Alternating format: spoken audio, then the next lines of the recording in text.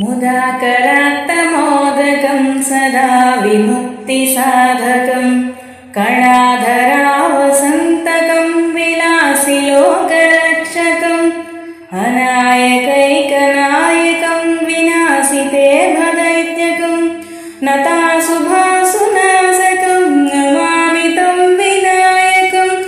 न ते तरातिभीकरं नवोदितर्कभास्वरं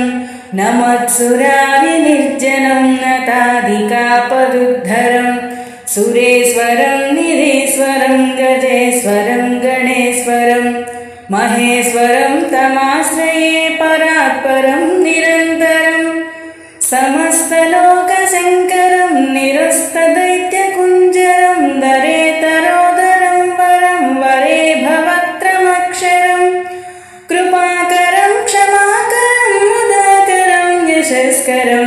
मनस्करं नमस्कृतं नमस्करोमि भास्वरम् अकिञ्चनार्तिमार्जनं चिरन्तनोक्तिभाजनं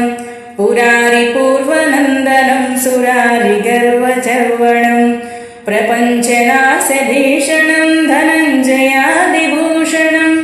कपोलदानवारणं भजे पुराणवारणं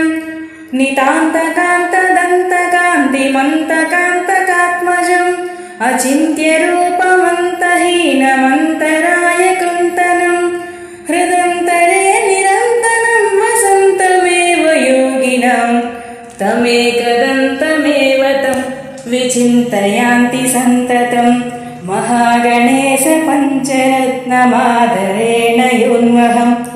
प्रजल्पतिप्रभातके हृदि स्मरन् गणेश्वरम् अरोगतामदोषतां सुसाहितीं सुपुत्रतां समाहितायुरष्टभूतिमभ्युपैति सोचिरात्